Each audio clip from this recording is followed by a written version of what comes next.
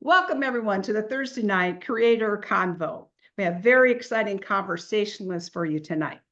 I'm Noelle Marshall with my beloved Bob Warner. He's out. He has COVID, he just found out.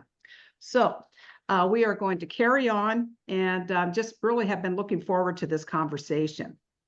So tonight we have Donna D'Angelo back, and she has brought Theresa Marks, and we're going to learn about the spiritual Bill of Rights. So that's going to be very exciting. And Donna is going to introduce her friend Theresa, but I get the privilege of introducing Donna. And I'll do that right after I show this short video about what we have coming up at the Co-Creators Convergence. So please stand by.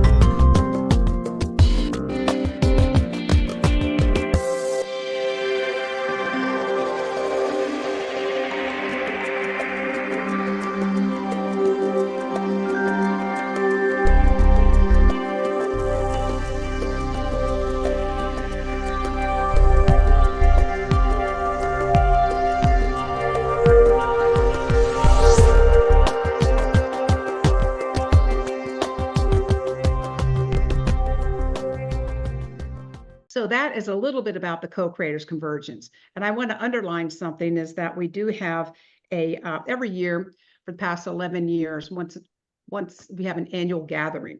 And our gathering this year is going to be October 6th through the 11th in the Appalachian Mountains in Highlands, North Carolina, at the Mountain Retreat and Learning Center. And you can find more about that at cocreatorsconvergence.com/2024. So now get to the real meat of the evening. I want to introduce I've met her through a very good friend, Byron Bellizzo's, Donna D'Angelo. She is the founder and executive director of the Institute of Christ Consciousness, author of The Women Who Love Jesus, The Untold Story of the Women's Evangelistic Corps. That came out in 2023. I read it in 2024. Everyone should read it in 2024. The work is based upon today's urgent need for women to take their rightful place in ministries of every kind around the world. Donna has engaged in several decades of extensive service as a spiritual teacher and faith healer, especially to help people outwork past trauma, personal and ancestral.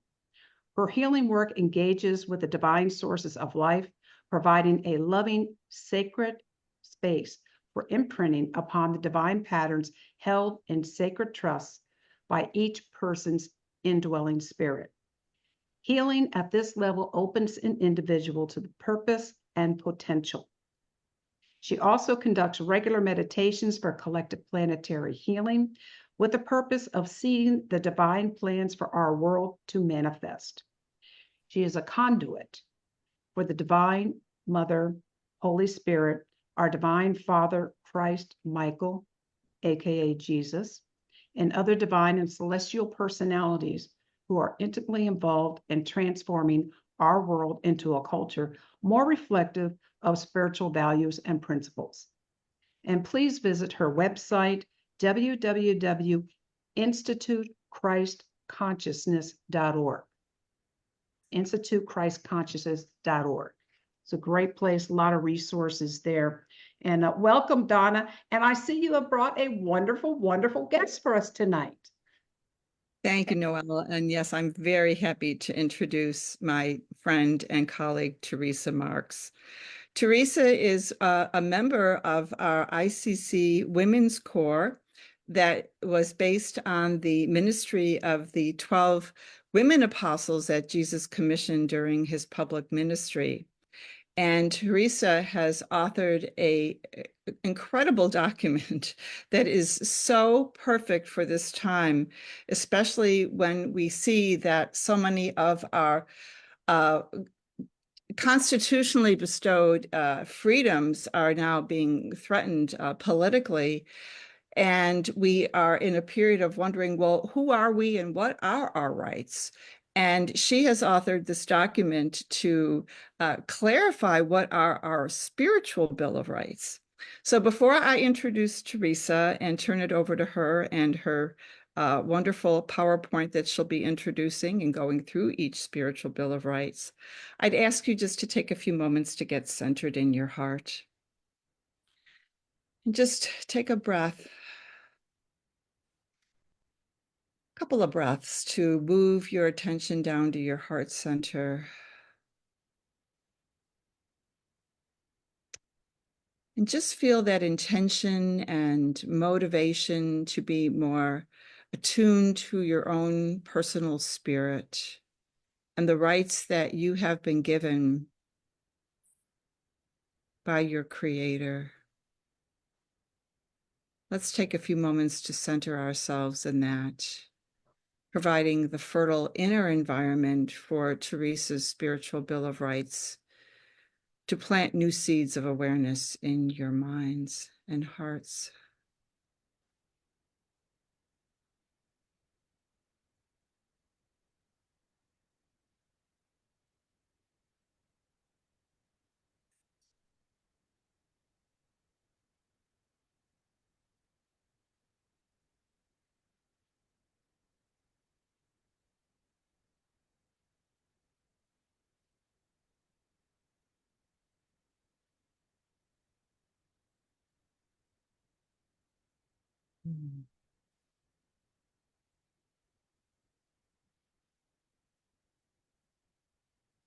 So as Theresa goes through her presentation, I would encourage you to keep your focus on your heart, that the words she speaks resonates within you very deeply.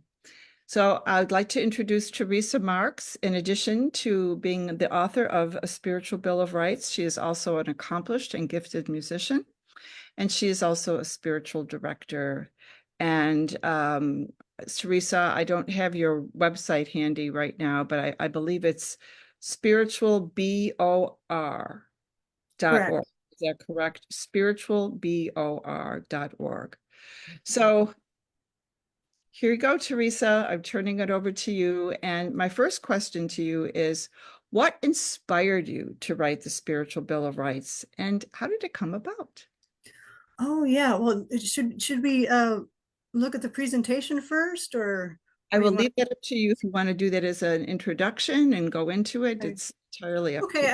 I think I'll try that first, because that will give you an outline of the actual spiritual rights, each one of them, so you can see. So I'd like to introduce you to a spiritual Bill of Rights for humanity. And the part I'm going over would be part 1 of the document that talks about the 7 spiritual rights of humanity. So, number 1, the right to connect with the Creator in our own unique way. So I believe the Creator-human relationship is the primary source of spiritual growth for all people. And it's completely independent of religion or spiritual path or any beliefs you might have or a complete lack thereof. If you're human, you have access to this direct relationship. And it's intimate and unique to each person. So that means no person or institution should ever act as an intermediary between a person and the Creator. Which also means that the role of religious leaders is basically non-essential to this primary relationship, but they can do a lot to support it. Number 2, the right to affirm our inherent goodness as beloved children of the Creator. So people are inherently good, not inherently sinful, as a lot of religions will teach. And these teachings that claim we are inherently sinful are stunting our potential, not just as individuals, but society as a whole, because these teachings have been around for hundreds of years now, and they have been absorbed by our society. And they don't, of course, reflect the Creator's love and empowerment towards us. And so religions should help unleash human potential by fostering self-respect, not telling us that we're sinful and unworthy. So number 3, the right to freedom from fear, especially fear of divine punishment. So the concept of eternal conscious torment, commonly known as hell, is primitive in origin, and I believe demonstrably false, because it directly contradicts the all-loving nature of the Creator. So how do you square these two things? It just doesn't make sense. Because the fear of hell, unfortunately, causes and has caused serious distress and prevents spiritual growth for innumerable people. And this has been going on for centuries now. And even if you don't personally believe in hell, it affects society as a whole, because there are so many people who still believe in it. But the good news is that we can all choose to adopt better ideas of the Creator, and our religious and spiritual leaders should be on the forefront of this. Number 4, the right to embark on our own search for truth.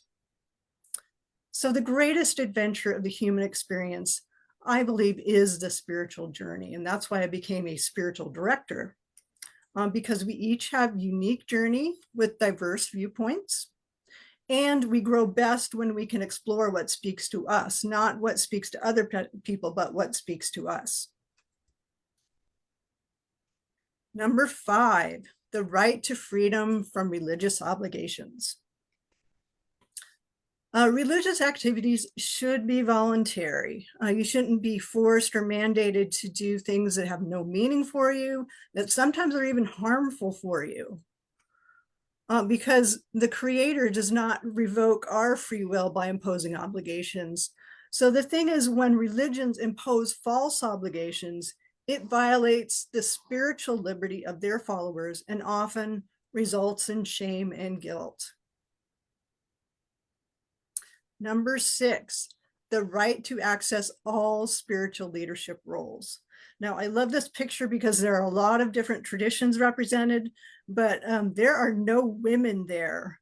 So all people should be have access to the call to spiritual leadership, regardless of their identity. And that, of course, means gender, orientation, race, ethnicity, disability. If you have a sincere calling to spiritual leadership, you should be able to pursue that no matter what your religion or spiritual path. Because, of course, it strengthens humanity when everybody's gifts are included, and an environment of equality is what will really feed spiritual growth for all when we finally achieve that. And number 7, the right to choose our own loving and committed partners. So unselfish partnerships are a huge source of spiritual growth for couples. That's why this is in the Spiritual Bill of Rights, because if you bar whole groups of people from having long-term relationships and marriages, you're barring them from a huge source of spiritual growth that they could be having in their lives. And loving and loyal relationships are a beautiful reflection of the Creator's love for all of us. And these selfless and spiritually fragrant partnerships form the basis of society and, of course, families, and they should be nurtured by all religions and spiritual groups. So those are your 7 spiritual rights, and I believe they belong to all of us. And I just wanted to say as well that part 1 of the Spiritual Bill of Rights covers mostly those 7 rights. for part 2, that is about putting the rites into practice. And you can visit my website, spiritualbor.org, to read the whole document, or go to my YouTube channel at Spiritual Rites 333 to watch several different presentations on it. This is such an important document that you've authored. So how did it come about? What was your inspiration? Yeah, well, it really came out of my whole life experience. That was, most of it actually. So I need to give you a little bit of a background of, my basic spiritual journey, so you get an idea of what all that is about. But I grew up very Catholic, in a very traditionally Catholic family. My family was very, very devout, and they still are. I'm the only one who has, gone out of Catholicism. And of course, when I was a kid, I just followed along, I didn't know any different. But I had my first spiritual awakening at age 18 when I went away to college in Los Angeles, and I was from a small town in Oregon. So this was big culture shock for me. And I naturally just reached out for God and found my own prayer life for the first time. And I actually considered for a short time becoming a nun. But that was cut short my sophomore year when I met my very first boyfriend. And he happened to be not religious whatsoever. So, some months later, when we became sexually intimate for the first time, I was just racked with guilt the whole time. He had no problem with it, but yeah, I especially with my church, I was really afraid of going to hell, like for many, many years with that. So we married 5 years later, and you'd think that the problem would be solved, but I was taught that birth control was like, a mortal sin. I could go to hell for that too. So this state of being in fear of going to hell and being, kind of barred from the church, and even more importantly, something that hurt even worse was that I felt like my relationship with God was usurped by this religion that told me, well, you have to go to confession first, and you have to do all this stuff before, because you're a sinner now. And they barred me from going to communion. And so basically I felt kind of orphaned, that I could not have a relationship with God without reconciling with my church. So what happened is I did finally reconcile with the church in my mid-30s, when my marriage and my life started, kind of crumbling around me. I became very devout for a couple of years. And I went back to the church, of course, because I never questioned that the Catholic Church had the truth. And so that was the only way I knew to get God back in my life. But interestingly enough, I started some spiritual reading during my devout phase. And I came across some of the writings of the mystics. And because I read some of that, I finally realized that, maybe hell isn't real, and that was one of my first big spiritual breakthroughs. I began a long deconstruction exploration process that I explored like so many different paths and practices.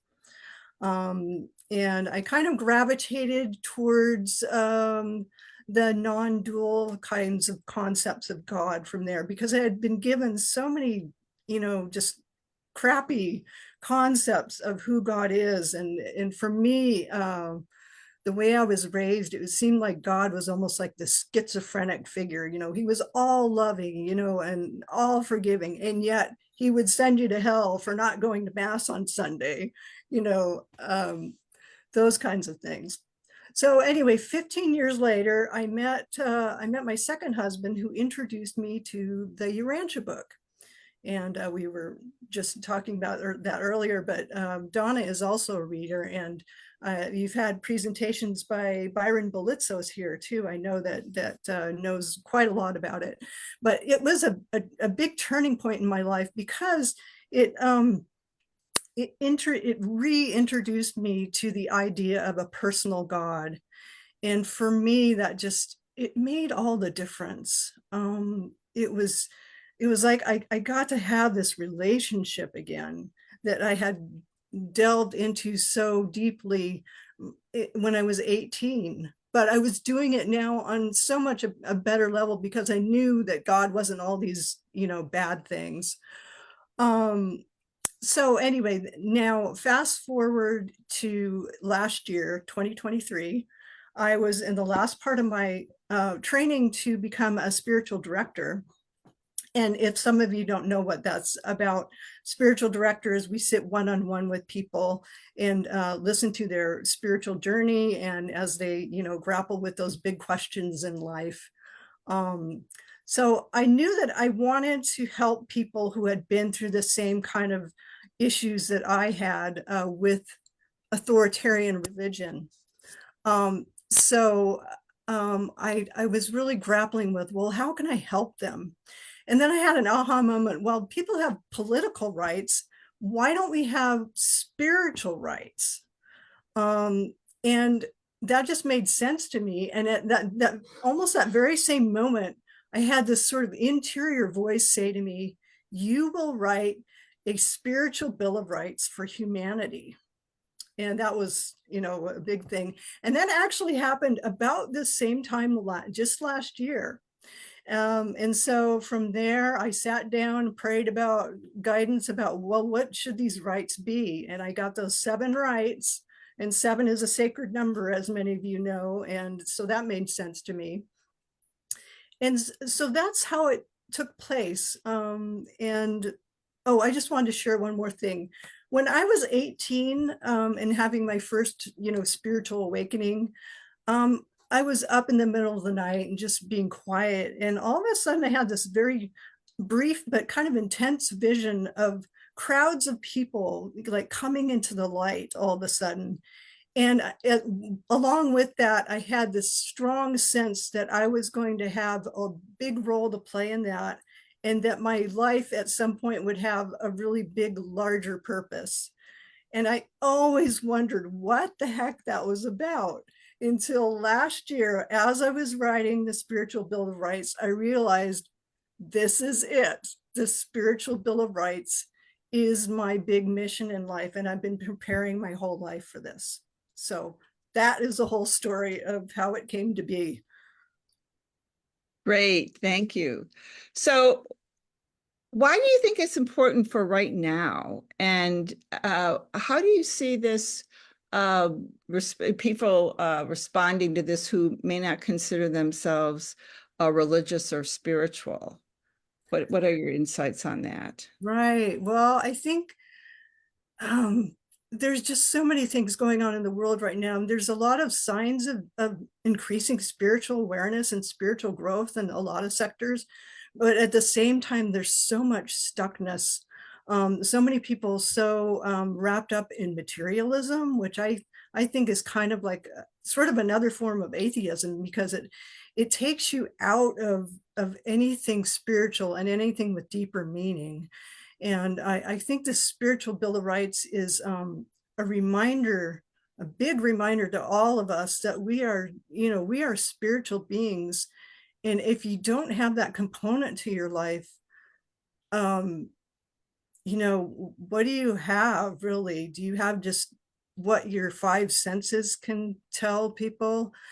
And so I think the other thing is that I think the root of our problems is really the wounded human spirit, that we've been wounded, for centuries by fear and oppression. And in this day and age, it seems to be lack of purpose and meaning. And because those are spiritual problems, I think that you have to have a spiritual solution for that. And so this Bill of Rights is part of that spiritual solution, I believe. Okay. And yeah. Mm-hmm. I've got a couple of questions here. Mm-hmm. One is from Noel. where did you get your spiritual training? And then she's also coming, another question. Can you just kind of define a little bit about how you see your connection to materialism as an adjunct to atheism? Right. Okay. Well, I got my training as a spiritual director at the Urban Spirituality Center in Portland, Oregon. I'm in the Salem, Oregon area, so that was close to me. They're embracing the holy spiritual direction training program. And also with the materialism, I think what I'm getting at is that if you get so wrapped up in materialism, there's like no place for spirituality to come through. And there is kind of that connection with, you know, a lot of atheists, not all, certainly not all, but a lot of them don't believe in any kind of spiritual side. And so I think that's what I was getting at, if that makes sense. Do you feel that materialism interferes with spiritual values? Yeah, I certainly do. If it becomes that all encompassing, everything in your life is about just the surface, you know, the rat race, the you know, the house and kids in the suburbs, and you know, all that American dream stuff, is a lot of it so surface. So you feel that sometimes that acts as a distraction from one's inner life and opening up to their spiritual potential. How do you see that? I think it can be, and I think a lot of people are stuck in that, and part of the reason is because, you know, if your life is more difficult and you're having, obviously if you're stuck in poverty, you have to attend to that, but a lot of us in the more freer countries, we do have a certain amount of prosperity, and so why are we still running this rat race? Why not focus on the deeper things in life, the things that bring purpose and meaning to life? Yeah. Yeah, Noelle just popped in another question about the prosperity gospel that's kind of big in certain religious Mhm. quarters. Mhm. What would you say to that, and how does that relate to the spiritual Bill of Rights, if you can form any kind of corollary? Yeah, I think there's certainly nothing wrong with wanting prosperity and even going after it. But I think the thing is, when it becomes your goal, when it becomes your priority over everything else, that's when it's a problem. But if it's just, you know, if you have bigger goals than that, and more deeper and meaningful goals, um, but just have the prosperity here, that you know you like that too, that's fine. I think that's fine. Great, thank you. Yeah. Mhm. So in terms of how the spiritual Bill of Rights could become more universally accepted, do you see this as a way to help unify people based on these common spiritual values instead of what we might call ideological belief systems? Right. Yeah. I think there's a lot of possibility here, because right now, most religions, as well as so many people, are wrapped up in beliefs that, you know, that's what ideological systems are all about. They're about beliefs that you hold, and sometimes, a lot of times, you can, you know, you kind of harden in those beliefs, and they become crystallized, and then you lose your open-mindedness to other ways, and it can lead to, like, you know, this black and white thinking. It can lead to an us and them kind of mentality, and so beliefs are not what we want to base our you know, deepest, you know, human spiritual things on. It's for one thing, we're never going to all believe, you know, have the same beliefs in common. That's just not going to happen. But what we can unify with will be values. It's the things like peace, compassion, kindness. Everybody can agree on those things, and they're the things that uplift us the most. And so it's not about beliefs, and it's also about putting relationships as well and people over beliefs. And yeah, and so when you do that, when you start to see everyone else as your human family, then the worst thing that we can do to each other is dehumanize each other. And a lot of times, we're seeing it in our politics these days. They're both sides are just going around vilifying each other, and they're not seeing each other as humans anymore. And that is just so harmful. If we would just stop for a minute and go, well, we really want the same things. I mean, don't we all want peace? Don't we all want kindness? So that's where it's at. Relationships and values. Thank you. Yeah. Here's Mhm. another question. How do the Urantia teachings influence your spiritual Bill of Rights? Oh, right. Well, for one thing, what I was just talking about, relationships and values are very highlighted in, there's a four papers, nothing about, I mean, everything about how the religions developed on our planet, and their whole development from like primitive times to people, like headhunters and worshiping nature and stuff like that, to where we are at the present time.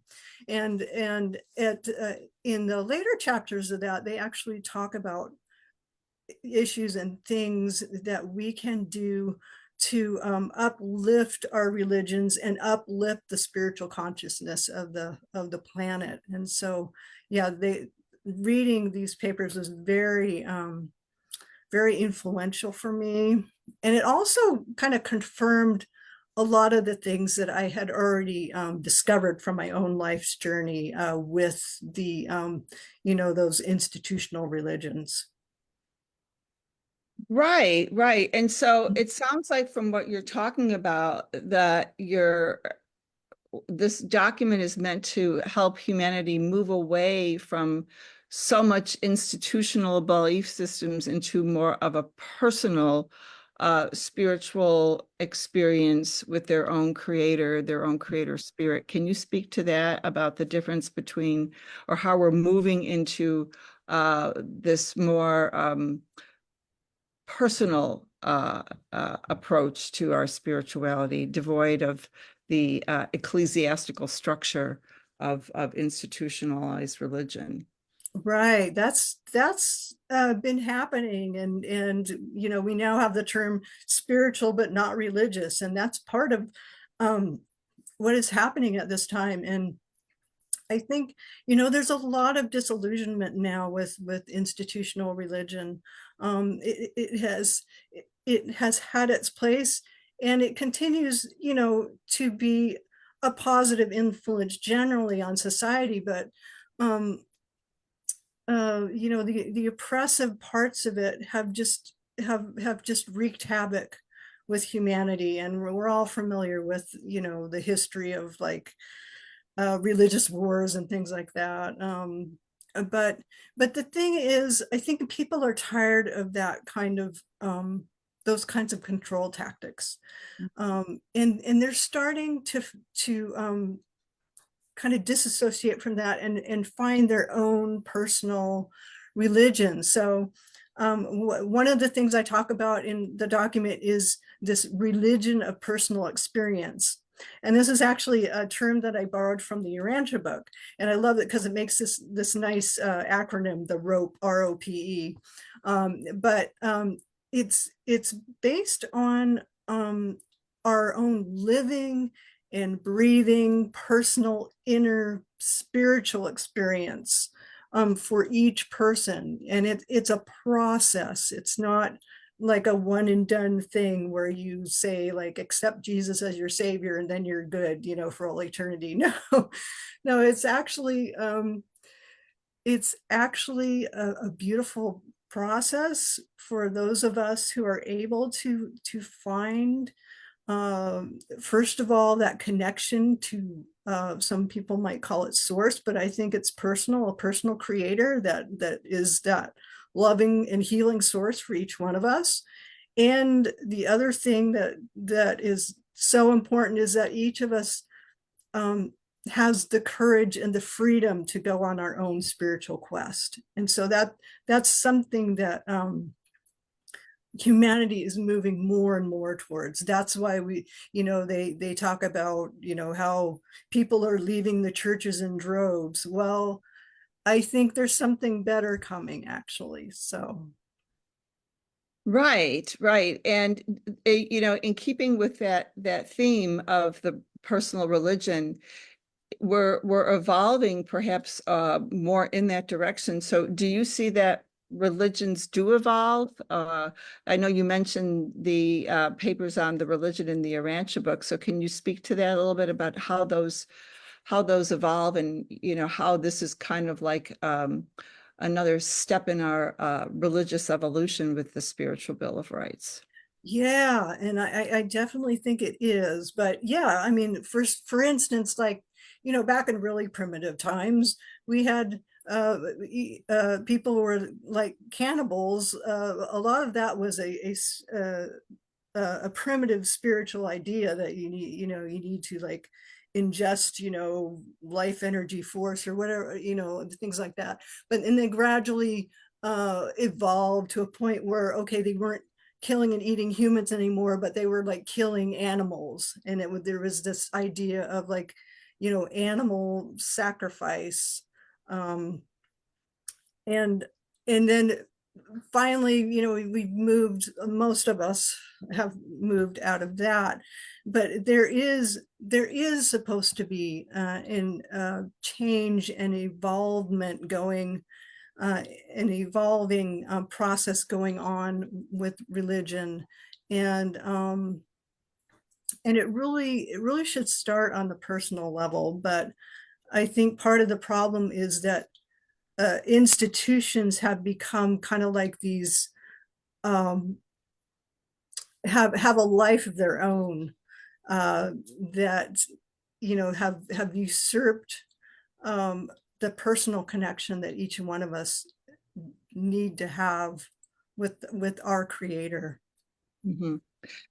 When and so in keeping with that theme, you know, I've read some articles where scientists have seemed to have discovered the part in the brain where we're wired for God, or we're wired for spirituality. Mm. Do you see that as a part of that? This is just kind of our makeup, and as we evolve in other areas of our technology, that this is kind of the same dynamic, that we would evolve our religious concepts of who we are and our relationship to the Creator? Wow. Yeah, definitely. I mean, we're all uh, individually and collectively, you know, evolving as a planet. And that's all part of the process. But I do believe that each of us has a divine spark inside, of indwelling spirit is what the Urantia book calls it. And that's always with us and is there you know, be our guide through life. And that's what I'm hoping that people will be able to connect with that more. So yeah. Well, I think your document is a step in the right direction. So a couple more questions. So do you see this as the potential to help unify humanity? And then how are you going to get this word out more to more people, so that this becomes kind of like a conversation for people to chew on, you know, in their own personal discussion groups, or with their colleagues and friends and all that? Right. Well, I think I think the unity, as I said, comes mostly from recognizing that relationships and values are so important. And when we start recognizing each other, and first of all, I think I'd say that when more of us start having a true spirituality in our lives, when we start on that spiritual path, when we start to connect and discover our own connection with the Creator, we'll naturally we'll start to see all of humanity as our family. And so that it's almost like this idea of spiritual family relationships. So God, the Creator, as, say, a loving creator parent, but you can view the Creator as certainly many things, friend, teacher, guide, brother, sister, even a spousal kind of relationship. I love how the Sufis use the word the beloved for the Creator. That's beautiful too. But all those things can lead to much more unity. And the other aspect as well is that when people finally start to discover this inner wellspring inside themselves with their indwelling spirit, and they become more healed and whole, they're going to naturally want to share that with other people, because this religion of personal experience, it always seeks to express the highest values that it can. And the way that usually happens is sharing and service. And so this will spread. It definitely will.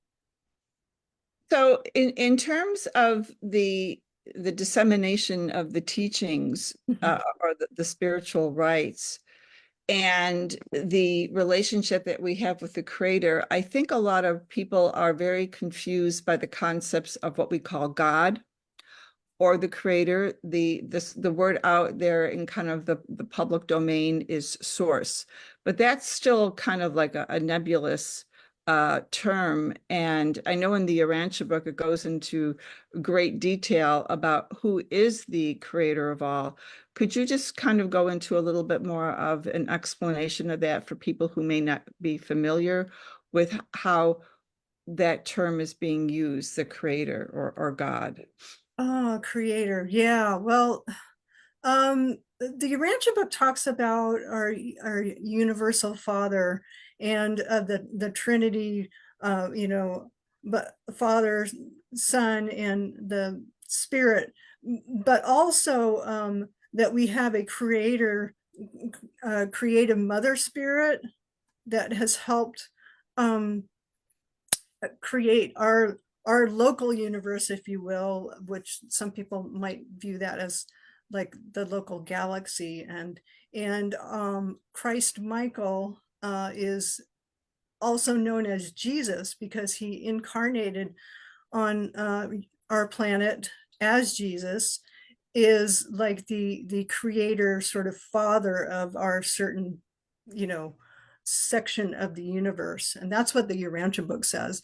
But really, I don't think it's so important that we think about God in terms of father and mother, because I don't want, I know a lot of people have trouble with the father aspect. And I understand totally why, because I got, thrown into a lot of that myself. But it's more important to perhaps view as just the loving creator parent, if you will. But even more so than that, it's more important for you to find your own way of connecting with that. And it really doesn't matter, if you want to give the creator your own special nickname, or play around with pronouns, this is not a problem whatsoever. Your relationship is your own. It's intimate, and nobody has to know, your special words or images or feelings for the creator. So Thank you. Yeah. I want you to, I'd like you to expand on that a little bit because, when we talk about all paths lead back to the divine source, Mhm. I think a lot of people have a lot of confusion about how to make contact with that. It's a nice ideal, but the practicality of connecting with that divinity within can be very challenging for people. So can you speak to that about how, if we accept the spiritual Bill of Rights as the organic relationship that we have with the Creator and with life and with one another, how can we foster that relationship so that we get more of that value, that, of feeling deeper feelings of peace, of joy, of purposefulness, of wholeness, and just our own value? What would you recommend to people to do as they approach living, more in this spiritual Bill of Rights? Mm. Yeah, I would say some form of a stillness practice, contemplative practice. Um, Basically, you need to make some space for listening. And I love how my spiritual direction, the training program I went through, called it contemplative listening. Is part of the practice that we have as spiritual directors, is to try constantly to be listening so intently to our directee, but also to be tuned into that place inside us that is open to spirit. And so there needs to be some kind of a practice of opening up.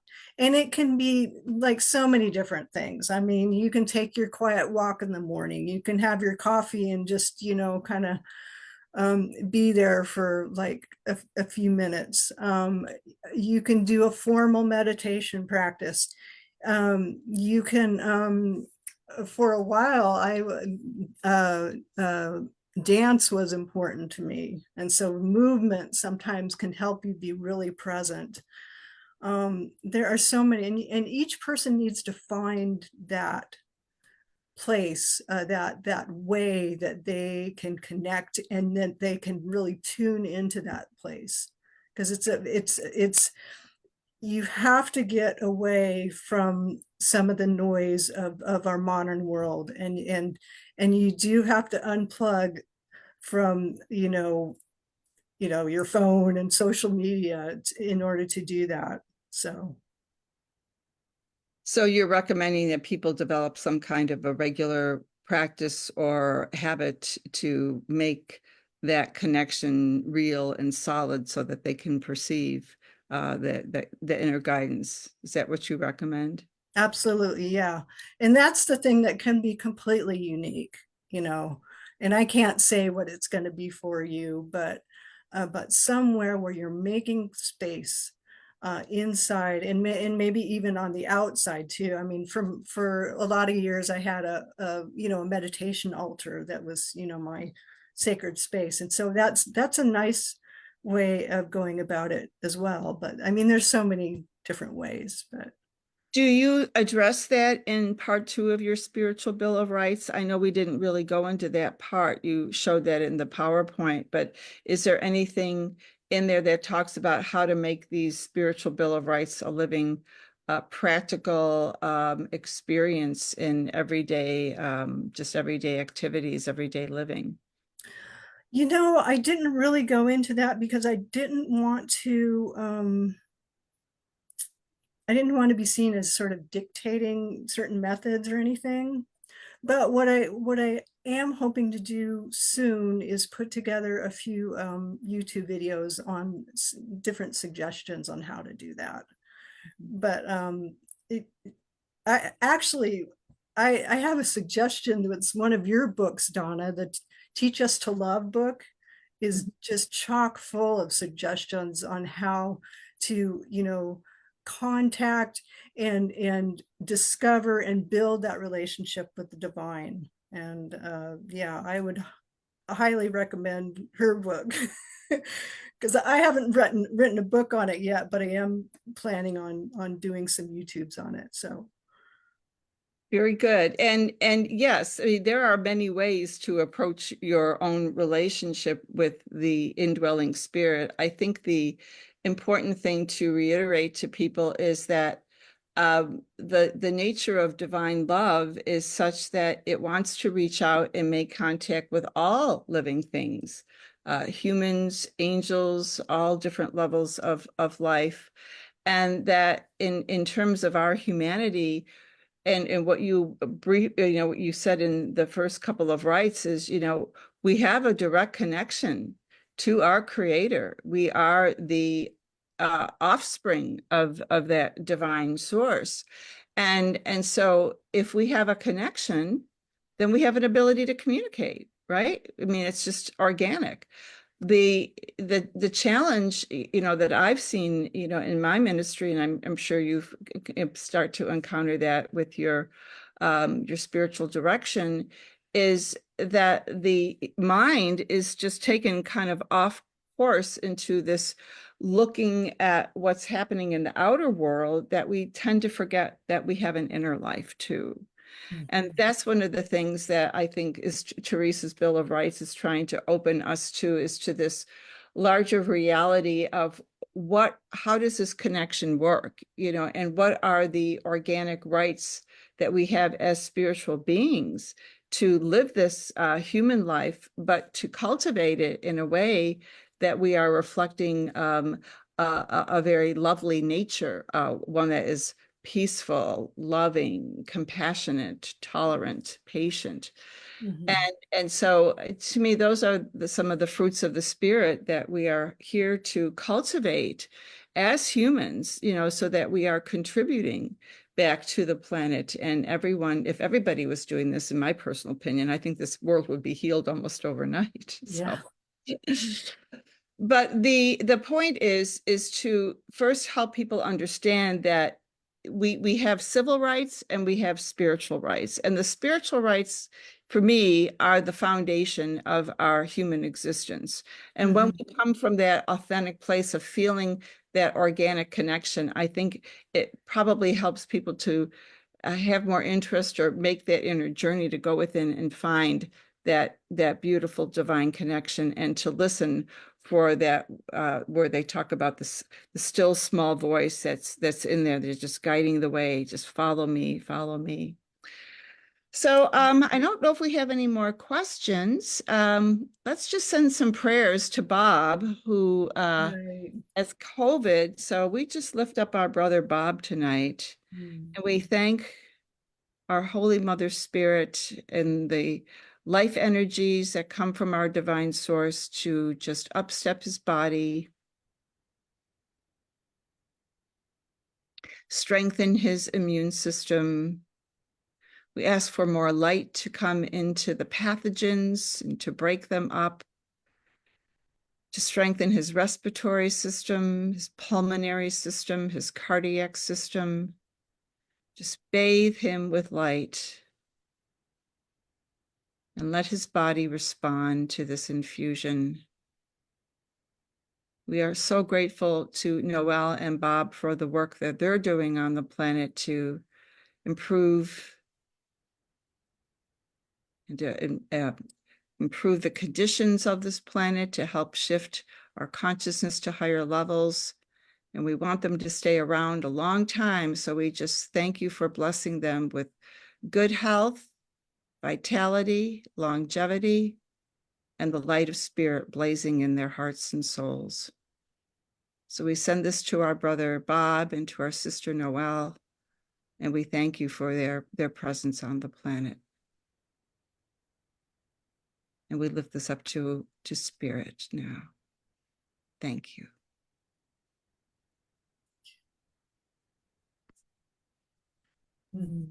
Are there any other questions from our lovely audience this evening? I'm going to jump in here and say thank you so much for that, Donna. I felt it. Oh, good. Well, we hold Bob in love, and we hope that he'll be better very soon. Indeed. Yes, if anyone would like to turn on their video, I'll add you to the into the gallery. And I know there are some Urantia readers here. And this is our dear friend, Kate. And I'm going to add. Very good. Kate is out in South Dakota. She does so much work with the indigenous, but she's everywhere. So, Hi, she is- Kate. Well, I Hey. want to thank you both, ladies. That was a beautiful giving of energy to Bob. Thank you for that. But the Urantia book has now crossed my path so many times. And the truth is, I had just started reading it when my car was broken into, my whole bag. It was just taken. So this is the second time in my life that I've lost that book. But it's compelling me again that I must locate the book. It seems like you just have a higher understanding. And I instantly think of it, Pato and Antoinette, who are doing the film about Ubuntu. It looks like, yeah, you know them. And I guess it's getting a lot of awards. And, it just feels like this whole everything for me culture is really being exposed for where it's gotten us. And as we look at things through the other lens of the shared community model, and anyway, just really appreciate all you're bringing to the planet. Well, thank you so much. And please know that you can access the book online in audio form, and you can read the text there too. There's Urantia, let me just put it in the chat. There's Urantia.org, and then UrantiaBook.org, and there's also, whoops, Truth book. Truthbook. Yep. My spelling is terrible tonight. It's truthbook.com. So those are 3 resources where you can find. They're all Urantia organizations based. They just have a little bit, some have different resources there, but there's tremendous amounts of information about the book and to help orient people to, some of the bigger themes in the book as well. So. Mm-hmm.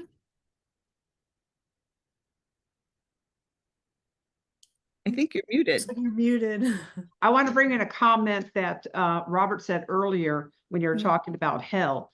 And he said most new religions that arose in the last couple hundred years, Mormon, Baha'i, Urantia, either do not teach that hell exists or a very light, very non-traditional version of it. Which I haven't studied the others, but I think, didn't even the Catholic Church get rid of hell? No. No?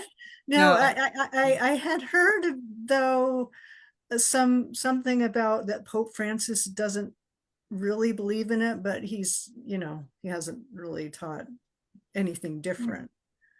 But anyway, I think a lot of people are starting to recognize the inconsistency with a loving creator that would want to torment you eternally for missteps of ignorance. I mean, it's just one of those, energetic mismatches, that it doesn't work anymore. And I think people are moving away from that belief. So, in relationship to that one question, this is an evolution of our religious concepts. But to get back down to the purity, it's really all about our personal relationship and how we want to construct that on a regular, ongoing basis. Mm-hmm. With the dog. So Robert says, one of my favorite books, I'm even learning to like the first 2 sections, LOL. I guess he's talking about the Urantia. But what about the Course in Miracles? That also doesn't have a hell component. Have either of you ever studied Course in Miracles? I haven't studied it, but I'm a little bit familiar with it. I had a good friend for a while who was very into it. And I know that's also that's something that came from Jesus, I believe.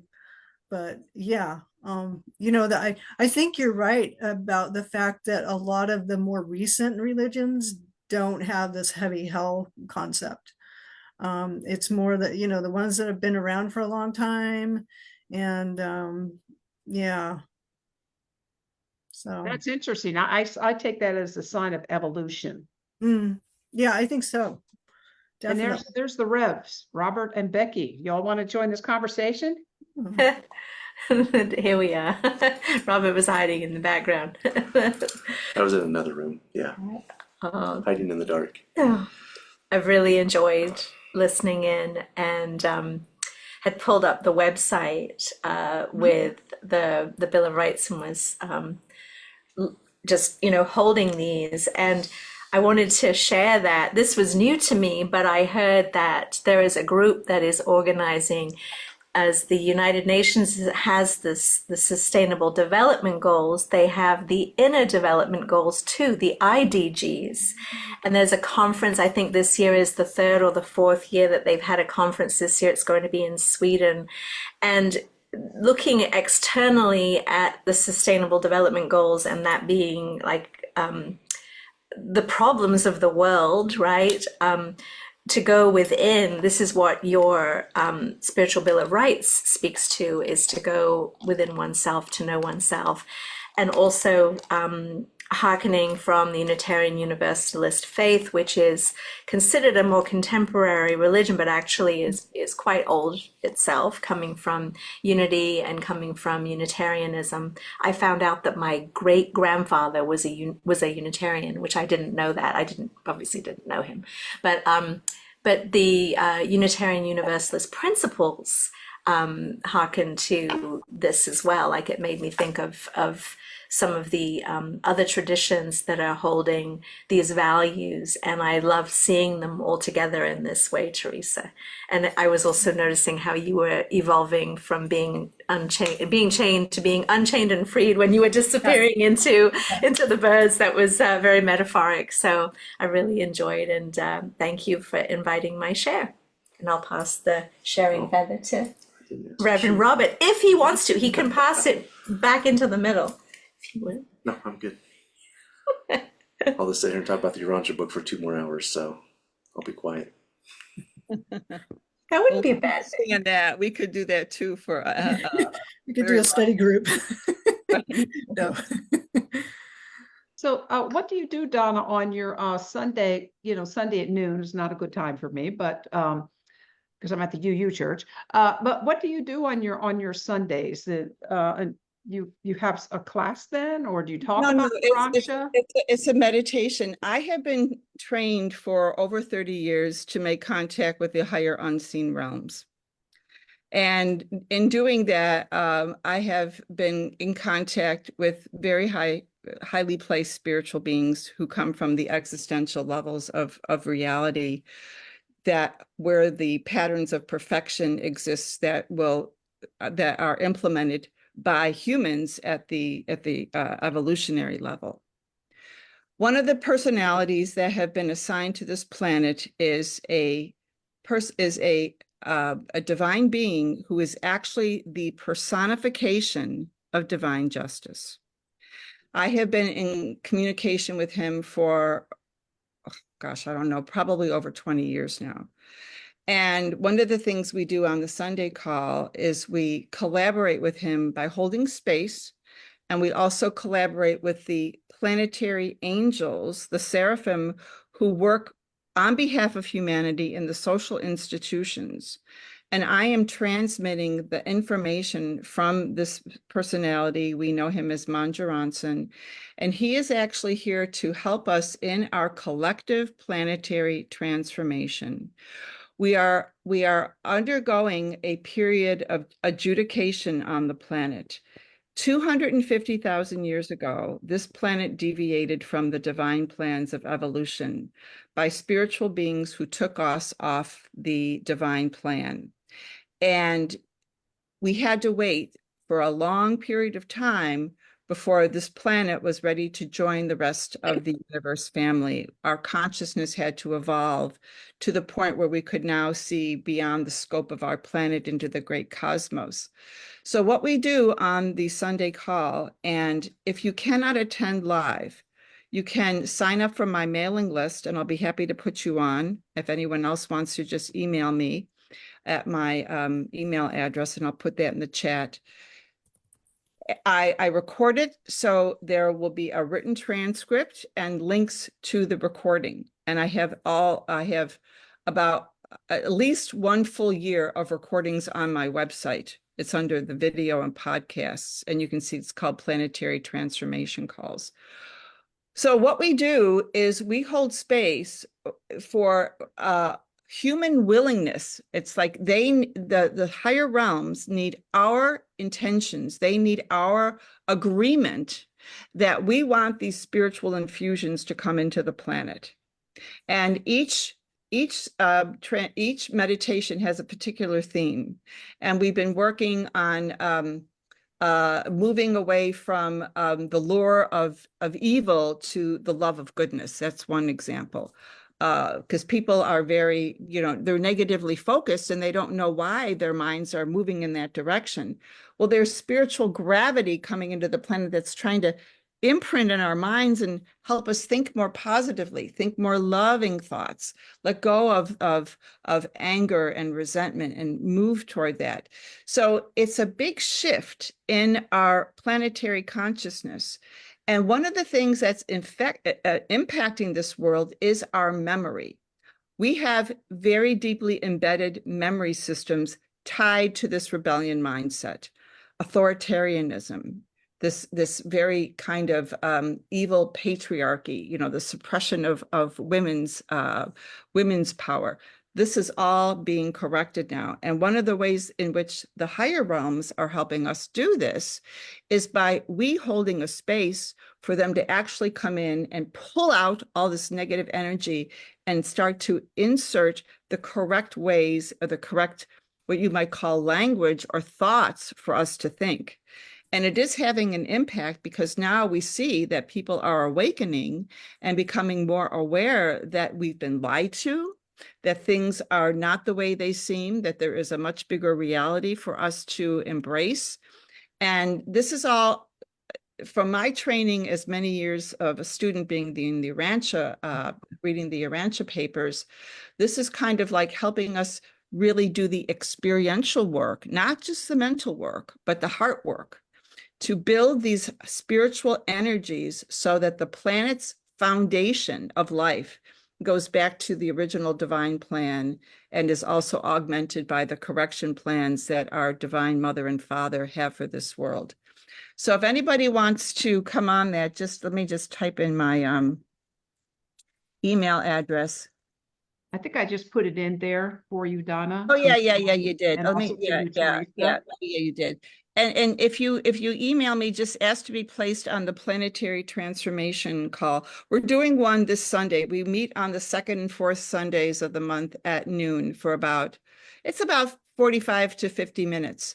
But when you go on the website and look for the podcasts and just listen to them, you will have a profound experience. The energies are very, very, they're very profound. I've heard, many people just come out of the experience. It's like, wow, I've never experienced anything like that. The energies go so deep, because we're all, whether or not we recognize it consciously, we have a memory system that still has residues of this, I call it rebellion mindset, where we are anti-God and anti-life. And we're seeing that play out right now. So in the activities of divine justice, it's not the same type of justice that we would administer as humans to punish people who are wrongdoers. It's not like that at all. It's just a momentary awakening of the awareness that you have maybe looked at things the wrong way, and now there's another perspective to look at and to look in that direction. So everyone has to make a choice. Everyone is given a choice. And we're now going from the awakening period into the reckoning period. And we're in the early phases of the reckoning period right now, where more truth is coming out, and it's going to be shocking for many people who are still spiritually sleeping to recognize that the people that we have placed our trust in have actually lied to us. This is going to be very difficult for many people to experience. And that's why they're preparing, the spirit realms are preparing we at the human level to be the way showers, to maintain peace, to be loving, to be forgiving with these erring individuals who've perpetuated this rebellion mindset. They're looking to us to be the way showers for our brothers and sisters so they can have a more gentle awakening experience and come into a greater context.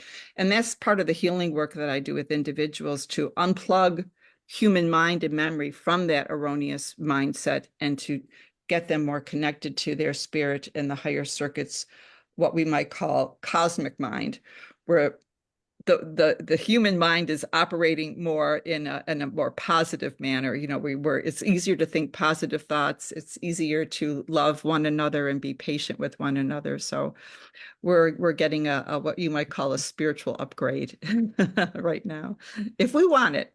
It's our choice. So especially if we follow the 7 Bill of Rights, what that that says it all. And yes, 7 is a magic number because I'm the 7th child in 7 years.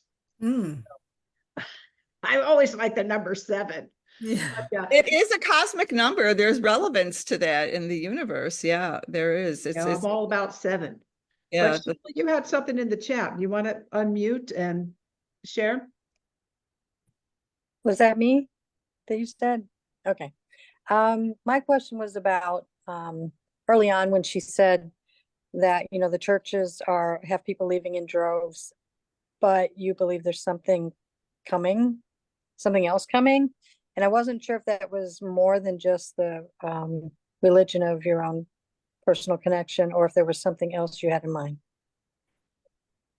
No, it was mostly just talking about that religion of personal experience, and that in fact, I read a book recently that was entitled "The Coming Age of Personal Religion," and that's what we're evolving towards, and it's exciting, but I think in some ways it might be a little bit scary for a lot of people, especially people who are used to having their beliefs spoon-fed to them, and so that it'll be a process, and I'm sure that for some religions it will take not just decades but probably centuries to really turn around, but the process has started, definitely. So do you see a space for like spiritual centers where people can gather and learn personal ways of connecting together? I mean, it's one thing to have your own personal experience, but anybody coming into these ideas, I would think would want to be in community or fellowship. For instance, I'm a part of New Thought churches, and we don't tell people what to believe. We just say we try to help people find ways to connect with God. Right, and that's perfect. I mean,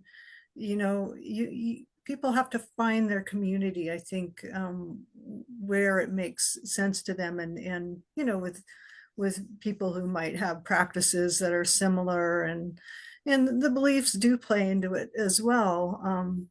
But yeah, if I weren't, ironically, I'm a professional church pianist as part of what I've been doing for years to make an income. And if I weren't doing that, I probably would belong, either to a Unity or a Science of Mind church. So, and I have in fact played a lot of music in those churches as well. So, so good for you. I think that's the start of a new trend in organized, what I'm going to call worship and communion and fellowship with one another, that we will have places where people will gather and share ideas, and then also share a meditation time, so that spirit of unity can weave people more together, kind of like in a soul to soul bond, that it takes us beyond the intellectual posturing of all our different beliefs. And I saw in the chat that Robert made a really good comment that spiritual unity is not dependent on theological uniformity. And that's a big point that they make in the Urantia book. There is a a level of group harmony where we all start to feel like we are brothers and sisters, and we can honor each person's uniqueness, and even in their uniqueness in their belief systems. So we're in that trajectory, but we've got a long way to go. So the celestial realms are looking to us to create these venues for people to gather and have these opportunities to share ideas and exchange fellowship and group communion. Right. Yeah, the internet is certainly a great tool for some of that. I mean, I actually started a place I used to live. I started a spirituality meetup group in that, that website Meetup. And there's lots of little pockets of things like that going on that you can find community in. So yeah, I hope you do find it. Community is important, and I think community is probably one, if not the biggest thing that keeps people in organized religion, even if maybe they don't really want to be, but all their friends and family are there. And I kind of miss it too, even after all these years, so yeah. Growing pains on your rancha. Yeah. Yeah, that's one thing about the Unity, the UU Church is that it welcomes literally everyone, pagans, atheists, Buddhists, Reformed Catholics or recovering Catholics. Yeah, we have the whole gambit. So we're not we don't share one God. But that's a good thing. We all have our, even you say an atheist, they may have their own divine connection, that just maybe in flowers or nature or something else, I guess. Yeah, absolutely. I think, well, for one thing, I think many atheists are much better Christians than a lot of Christians, but but you can find your connection to the Creator in so many different things, and a lot of people, I think, who identify as agnostic and atheist really do have a deep spirituality. That it just, maybe they're a little afraid to admit it because they don't want to be associated with religion, and I get that, so. But they come to ours just because it's community. Yeah, Loving people, and I don't know who I was talking to, a young man the other day. Yeah, he's actually he spent 9 years in prison and now has completely reformed his life, and he's just doing great. But he says, about those 10 commandments, I think they should take those down and just put up the Beatitudes. Like, that's what we really need. yeah. I was like, That's a great idea. Wow. And he said he read all the Bibles, every kind of Bible there was when he was in prison. He had a lot of time on his hand for something dumb he did as a 19-year-old, and he's now on a real mission to get people what he identifies as fake Christians. As what Christian? Fake. Fake. Yeah. That they're not really living the life. They're not really living the Beatitudes. They're not really living, the message of love that, Jesus, or Michael, as you would say, brought to the planet. And it's, I always think of like the Old Testament. I don't know, maybe I got this idea from reading in the Urantia book that the Old Testament is that maybe Jesus was trying to explain is that the father had to have a heavier hand in terms of disciplining the children, whereas the New Testament is more about love. I don't know, maybe I just made that up. No, it's in there because he was speaking to the evolution of where people's collective consciousness was at that time.